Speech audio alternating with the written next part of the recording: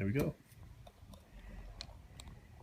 Good afternoon, guys. So, my name is Michael B. Judkins. I am a poet, lyric writer, and songwriter, and I'm a creator for AO's 21 Publishing. And I'm here at Wall of Books in Washington, D.C.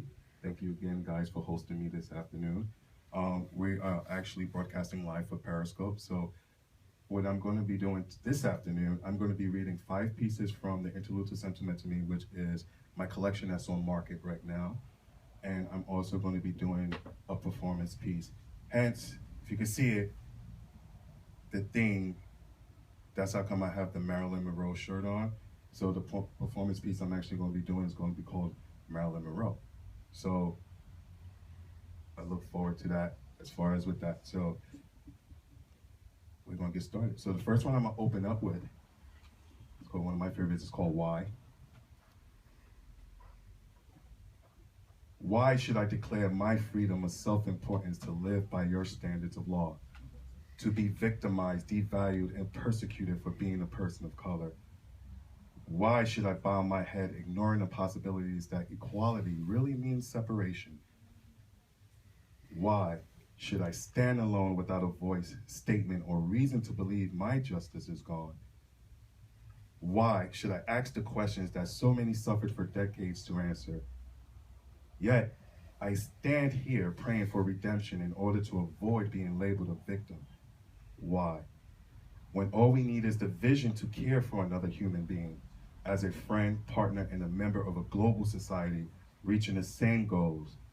Why? All life matters, whether we're different by shape, color, or creed. Why? Because my life matters just the way your life matters. And this poem is called Why. And I included this one into the Interlude to Sentimental Me, and it actually was written before the creative process of me putting this collection together. And it was at the height of the whole Black Lives Matter. And me, I wear so many different hats in the creative world, but I also am a mental health therapist. And I come from my bringings in New York. We wasn't raised by color. My family is a melting pot of colors and different nationalities. So I never seen colors growing up. So when all this stuff happened as a young man in this generation, I didn't want to make it seem, and I love the movement and I respect every movement, but I didn't want to make it seem like I was against one way versus the other, where that wasn't my upbringing, in the sense of, you see my family, we're all shapes and colors and nationalities. So I, I was just, around different people all the time, and it just never mattered. So when I wrote Why, it was like at 2 o'clock in the morning last year, actually in 2015.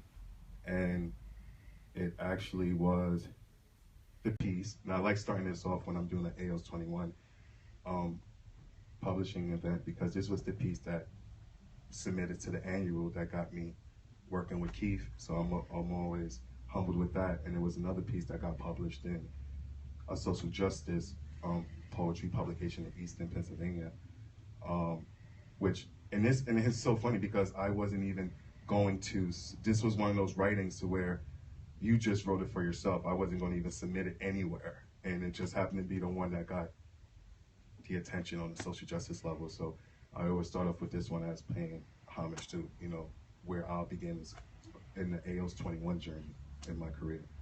So that's why. The next poem I'm going to be reading is called the 10-line poem, The Forest. To be withered, unforeseen, touched, and victimized by man. To be stranded, yet abused by the traditional stance of human society. Let wind crawl through the marsh, stranded by the moon's light, uncovered yet for another night. Whispers crawl around the sound, green leaf, frost winds.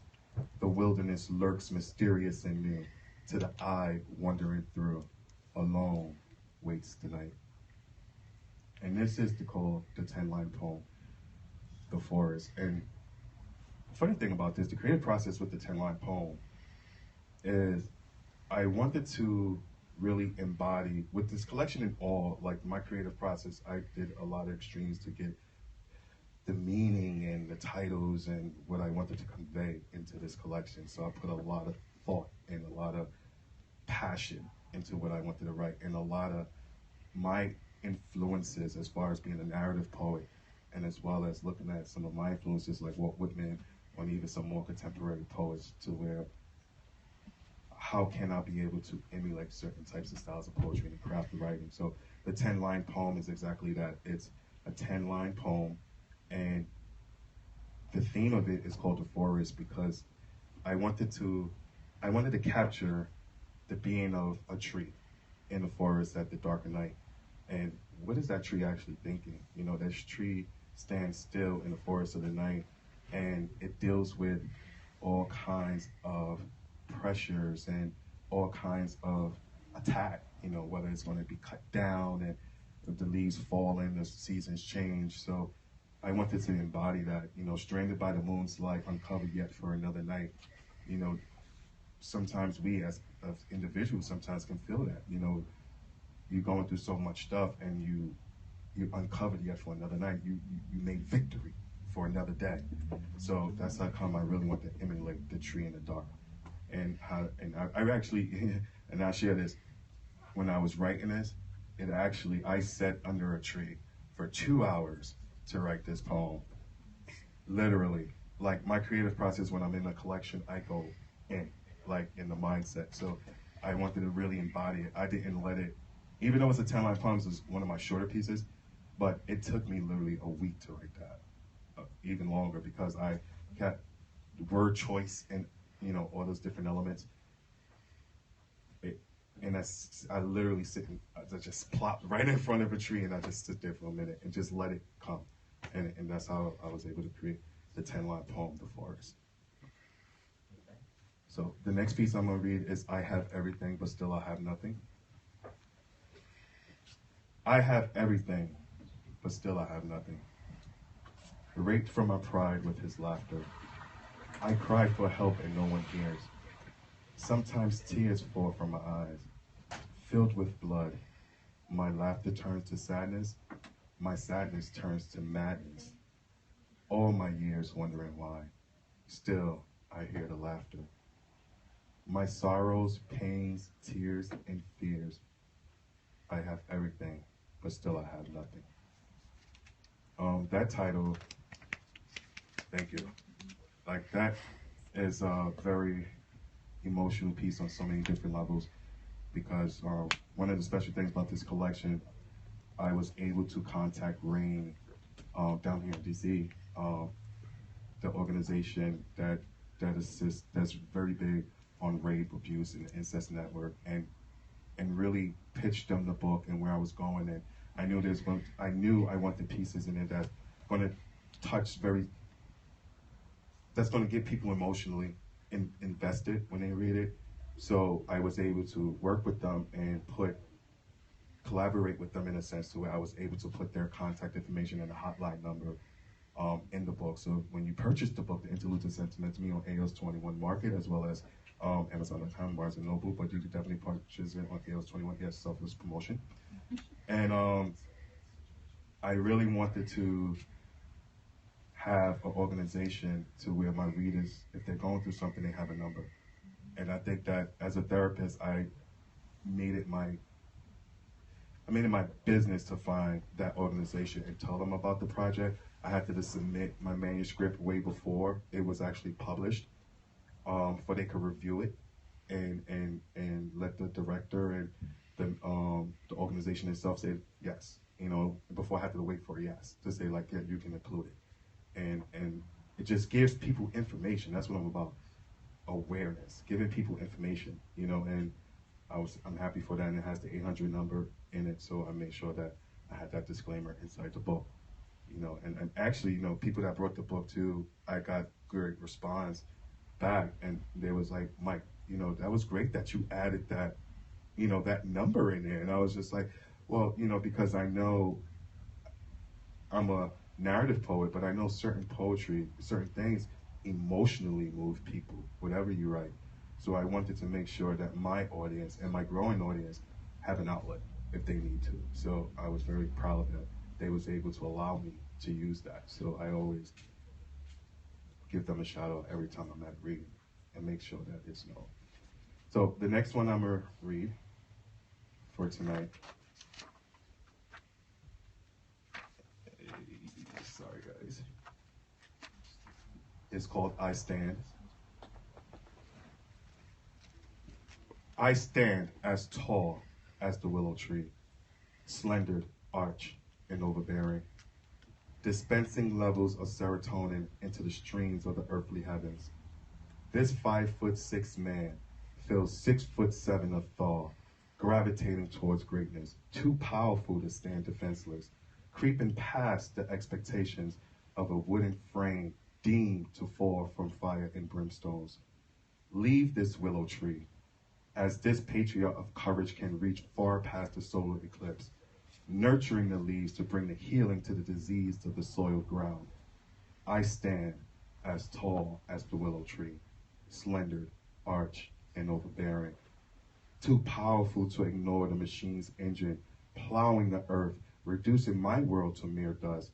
This man takes aims as he gloats as a rapscallion, proud of the destruction of a secret garden. My home. I stand brave and strong. I stand as tall as the willow tree, slendered, arch, and overbearing. And thank you. See that?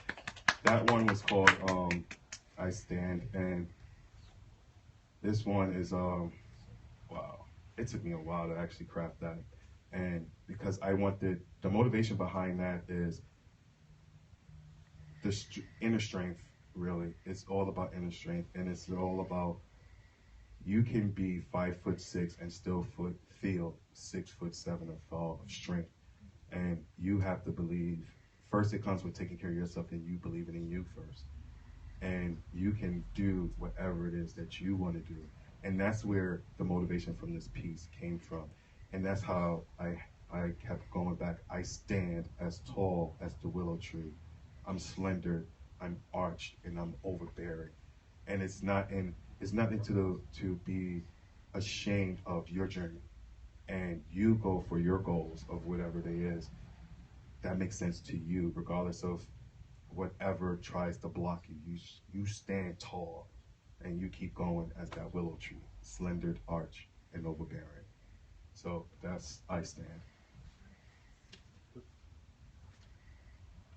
All right, moving right along. So, going a little risky. This one is actually going to go, because it's going to lead right up into the Marilyn Monroe piece. This is called The Perfect Spot, and this is actually first time in the readings I've been doing with promoting the Interlude and Sentimental Me, down in this region as well as in Pennsylvania. This is the first time I'm reading The Perfect Spot.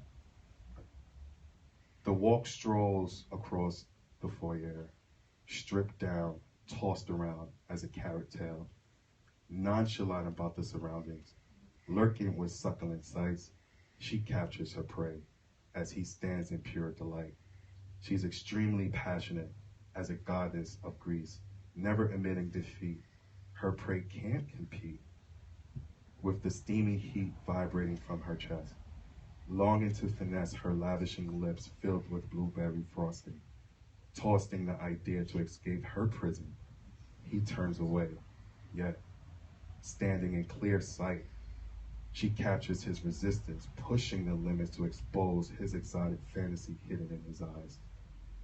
Then both of them stand apart, closer than before, to witness the ultimate fate, the perfect spot. So, the perfect spot, the vision from that actually, when I was writing this piece, one of the collections I want to do along in my poetry career is actually an erotica collection. And each collection I come out with, I always add one piece. The first collection, the introduction, has one piece. This one has a piece.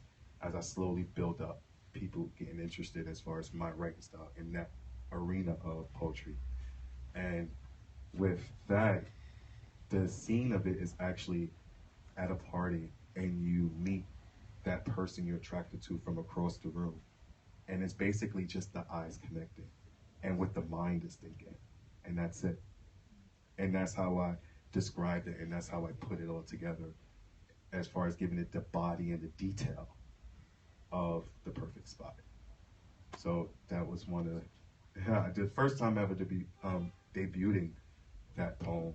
So hopefully people like it. So the next one I'm gonna read, and this is a full collection. I'm just reading pieces from Act 2. Is Act 1 is The Heart of Love. I'm a big hopeless romantic, so I write a lot of love poems. But this Act 2, this is mostly my performance pieces, so I read a lot of the poems from that. So this one is called My Next Chapter. My next chapter started today. This is not a poem. Writing is a passion that excites and inspires my creative inside. This is not a poem. This is the start of my next chapter in life, removing fear from my vocabulary and exploring what lies next in my journey. The journey to freedom, freedom away from normality, trusting the process of destiny and allowing newness into my life. This is not a poem. It's an expressive piece of art whirled around in constant thought as a machine that cleans our linens each week, unaware of the places each shirt, pants, or socks will undertake after the cycle ends. This is not a poem. The direction of my life twists and turns, straight roads and bumpy pavements. This is my life. Far from fantasy, not quite as exciting as most. However, it's my path. And I shall bathe in the water of growth. This is not a poem. It's the start of something wonderful and bright. It's the start of self-awareness, courage, and insight. It's the start of my next chapter. This is not a poem. So, and it sounds just like a poem. I don't know why I wrote this is not a poem, but it's. I think it goes. I think it goes with the ambiance of the book, and I really wanted to make, and I included that actually as one of the last poems because it had people thinking like, okay, so then what's next? So, in a marketing standpoint, it's actually it's a very creative way because a lot of people that brought the book thus far always tell me when they read it, they're like, I like that poem, so what's next? That's the question that always come out. I'm like, I guess you gotta wait for the third collection to come out. So it builds up momentum, so I actually like that. And it was just an expressive piece. And I wrote that creative process. I sat there and I just nailed it out. Actually, this was one of the pieces I wrote literally like an hour.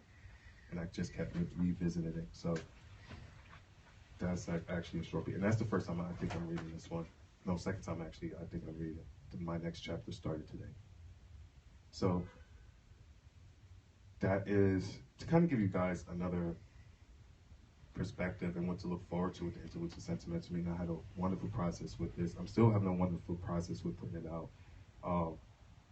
I want you to look forward to, hopefully sometime in 2017, I just signed on with the playwright, and I'm so excited about this because she's a well-known spoken word artist and playwright out in California, and we connected, and I went to like 10 playwrights, and I wanted to find the right one that got my writing and my story and understood it, and I found her, and I'm so excited to be working with her, and we're working collaboratively into the Act 2, the pieces I'm reading tonight, into putting it into a stage play for video.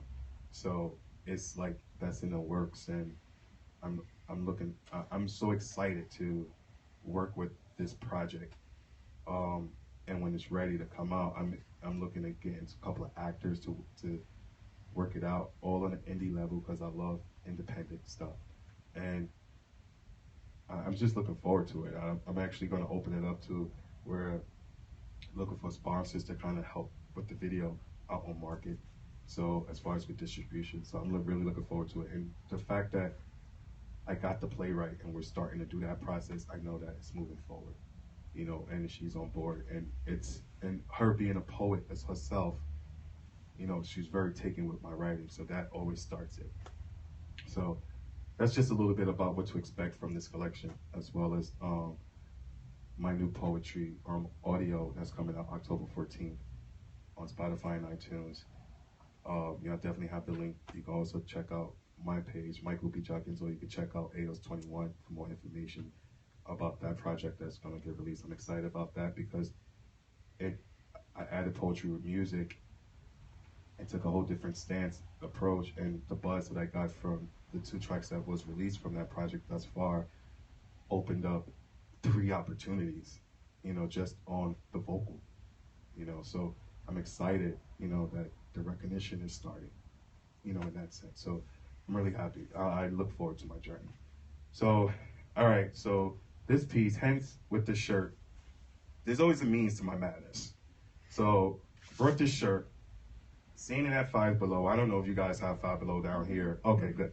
So I seen it at Five Below, and I was like, okay, well, everybody knows the story of Marilyn Monroe and the icon that she was. So when I got the shirt, immediately I went into writing mode. And this is a piece to where it's not even written. This is a piece that I wanted to stand up, perform it straight off the dome. So that's how come I wore this shirt for this event today, because I want to get into that character and kind of explain it. And it's not the sense of writing about Marilyn Monroe. I'm talking about the ambiance of that persona. So hopefully you like it. Hopefully y'all like it, because I'm just like, okay, what am I gonna do? I like to laugh and make people stuff, so I should be a comedian as well too. But but it's hopefully get into it and we'll give it a shot. I like experimental stuff. Marilyn Monroe.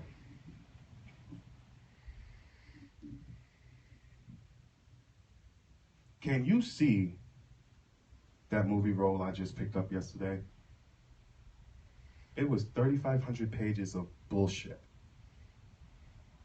3,500 pages of bullshit that I had to sit through and read every day of my life to play a role that I didn't want to play. To be a person that I didn't want to be. A person that the studio told me to be. But when I read that play and I read that script and I put those 2 together, I sat there and I looked at myself and said, wow, maybe they gave me the script because on page 222, I looked at it and it has a resemblance of where I was 3 years ago. My life 3 years ago was nothing compared to the glitz and glam I'm dealing with today.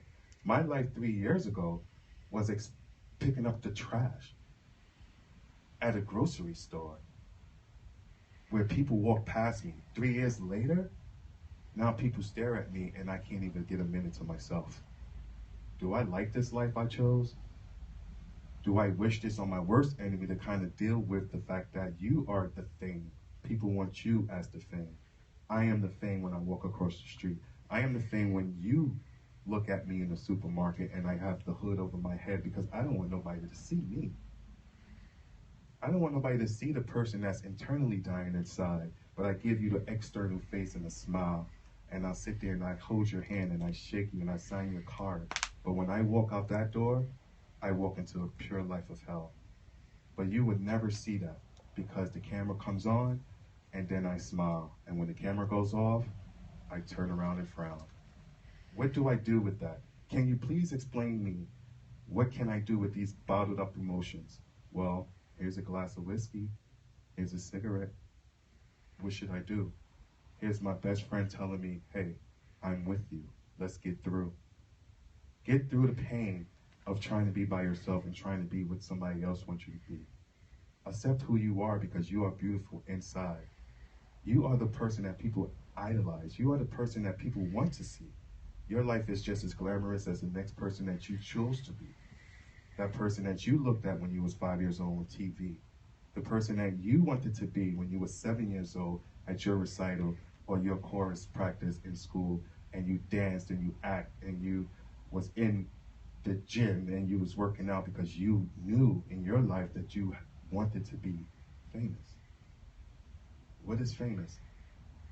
Famous is a word that loses its meaning when you yourself loses yourself in the fame.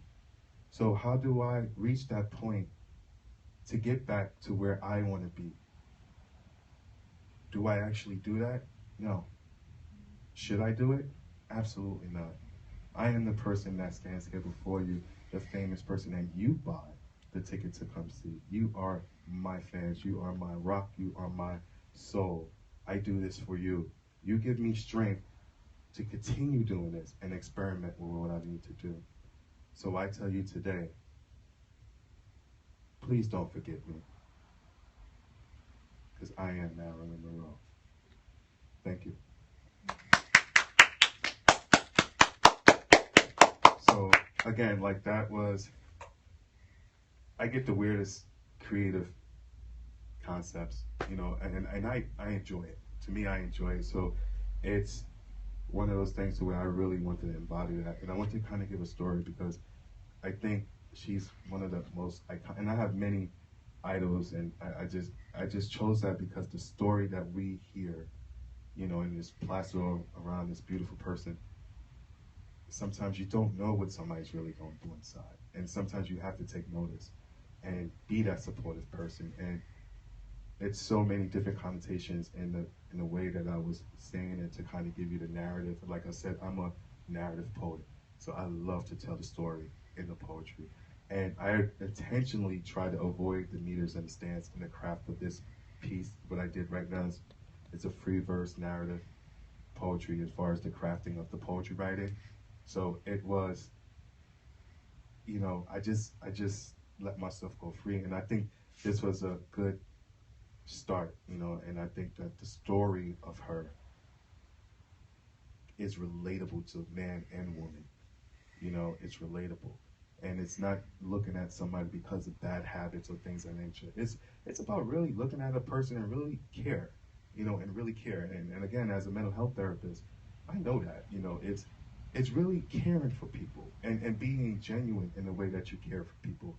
And a lot of times in this world we're going into, we're losing that. We're losing that. We're not even teaching that to our children a lot of times. So just being friendly and being caring for the next person is not a weakness. It's actually a strength that grows with you throughout your life.